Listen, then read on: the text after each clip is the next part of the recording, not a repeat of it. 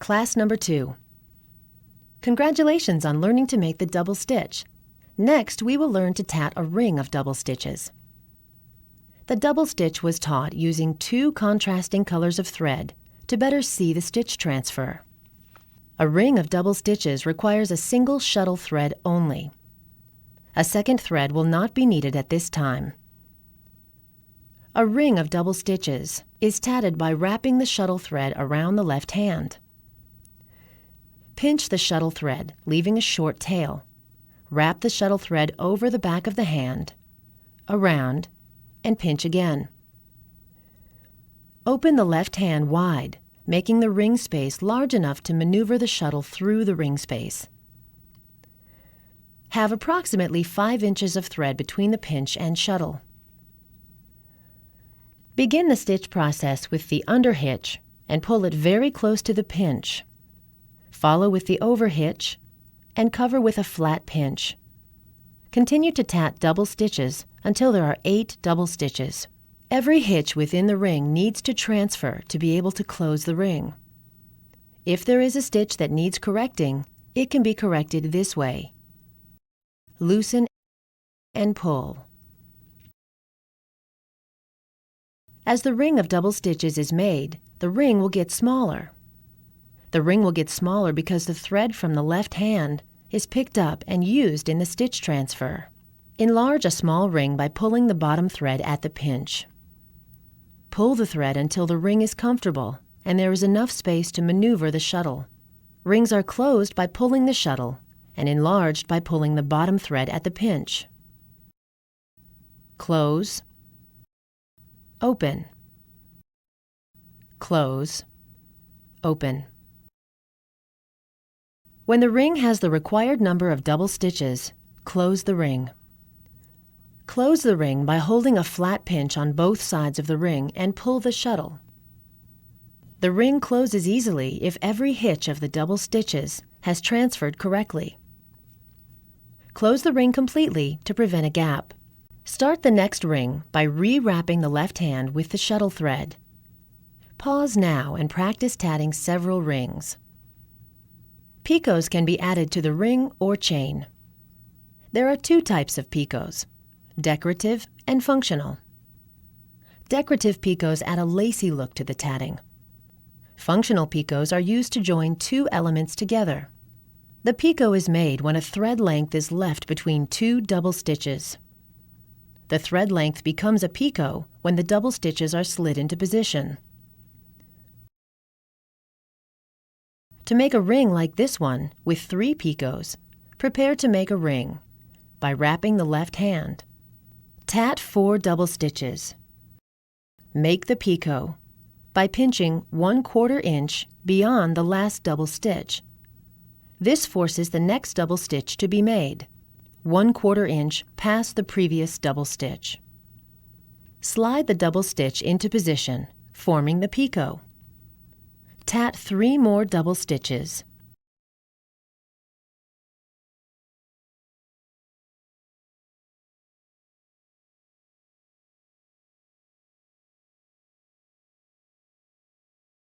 A picot. Again, pinch, make the next double stitch, and slide the double stitch into position. Tat 3 more double stitches.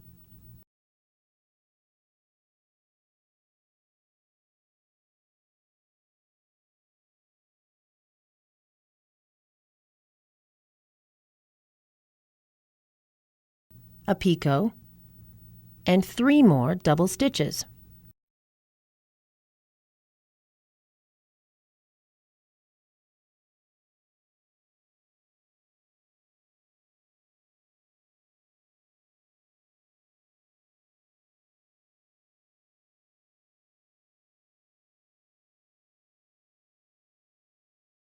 Close the ring completely to prevent a gap. The pattern for this ring reads: ring of 4 double stitches, picot, the dash represents the picot, 4 double stitches, picot, 4 double stitches, picot, 4 double stitches. The picots are between the 4 double stitches. The picot is simply the thread length between the stitches. The double stitches are counted by counting the stitch caps across the top of the stitch. 1, 2, 3, 4, picot. 1, 2, 3, 4. Pause now and practice tatting a few rings with picots. Functional picots are used to join two elements together. The 12 o'clock picot of this ring is a decorative picot. The 3 o'clock picot is functional.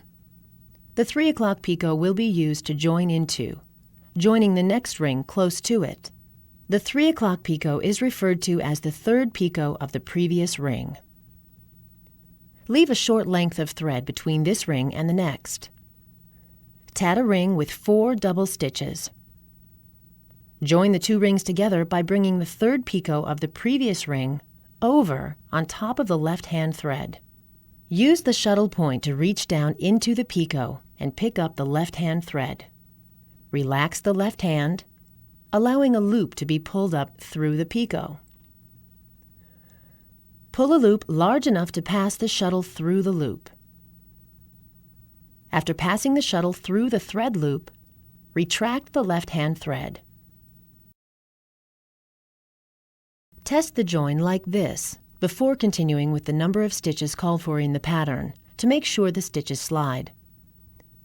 If the join is locked, the shuttle was inserted through a twisted loop. Correct a locked join by pulling the loop up, untwist the loop, and reinsert the shuttle through the loop. Test. Continue with double stitches.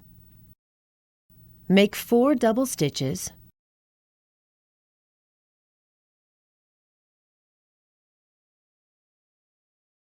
picot, 4 double stitches,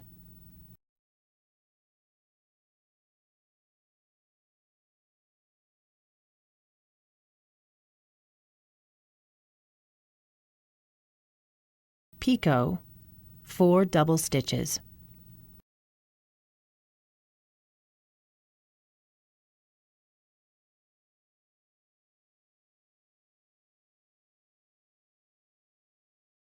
Close the ring. Leave a short length of thread between the ring just made and the next ring. Pinch beyond the picot. Start the first double stitch of the next ring at the pinch. Tat 4 double stitches,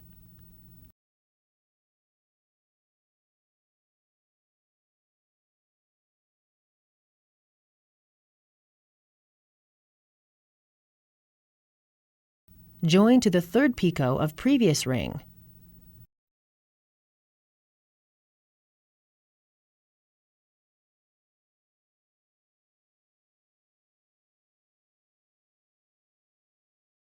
Four double stitches,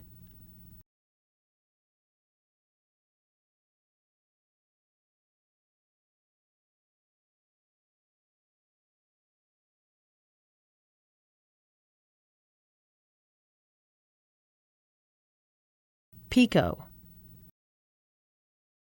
4 double stitches,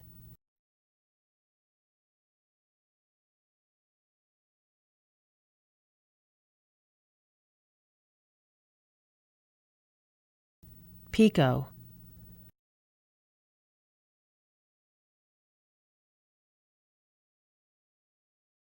4 double stitches,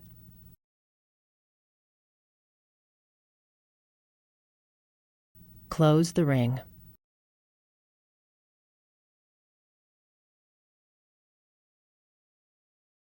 On a piece of paper, copy the pattern from the screen. The abbreviations read R for ring. 4 represents number of double stitches. Add sign represents the join. Dash represents the picot. PR represents previous ring. UTS represents unworked thread space, which is the short length of thread between the rings. REP represents repeat. The pattern reads, ring of 4 double stitches. Join. In parentheses, we are told which picot to join into. Join into the third picot of the previous ring. 4 double stitches, picot, 4 double stitches, picot, 4 double stitches, unworked thread space, repeat. Pause now and practice the pattern to master the techniques taught in this class. Closed rings can be opened. Open a closed ring by spreading the double stitches apart at each picot. Again, if there are no picots in the ring, loosen between the double stitches. Loosen the last half hitch of the ring. Take out the last half hitch of the ring.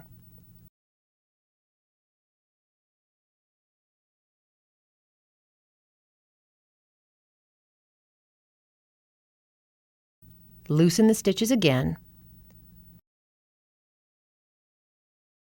And when the ring is loose enough, hold the base of the ring firm and pull the core thread at the beginning point of the ring to enlarge the ring.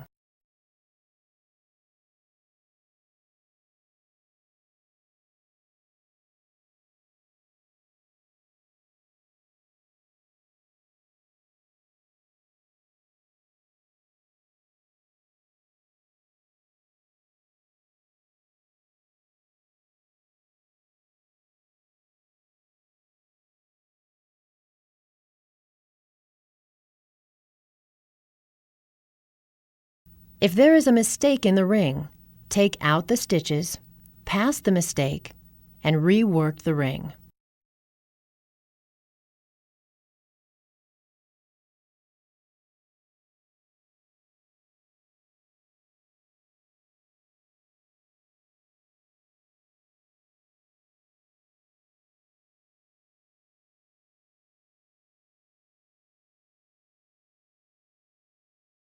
In this sample, we see that simple variations can be made on basic patterns. The number of double stitches and/or the number of picots can be changed.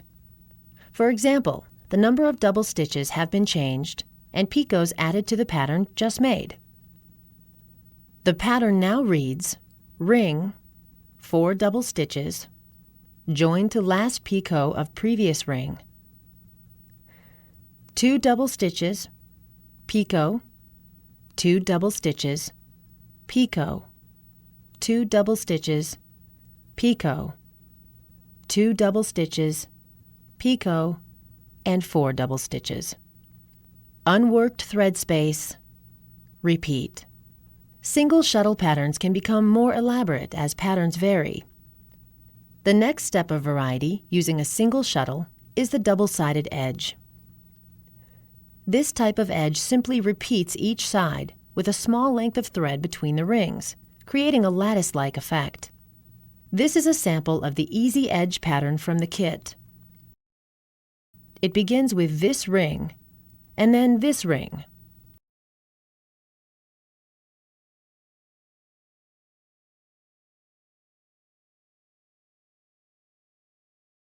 After each ring is made, the work is reversed by turning the ring downward.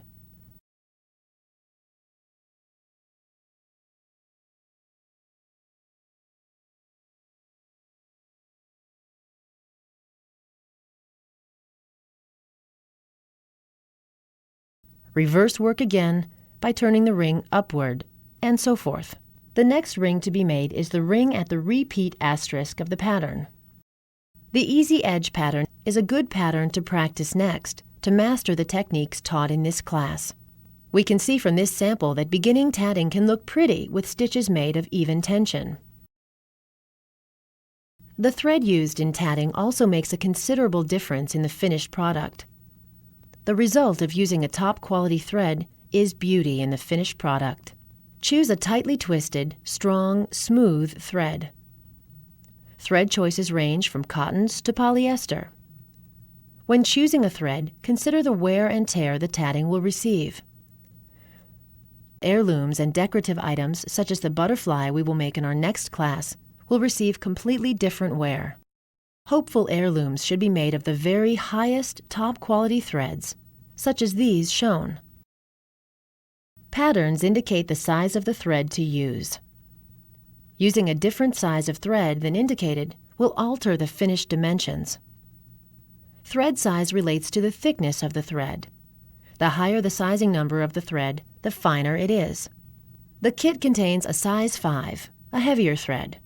A size 10 would be slightly finer than a size 5. Size 20 is finer than size 10, and so forth. True tatting threads are very fine, size 70 and 80. All sizes thicker than 70 and 80 are referred to as crochet cottons.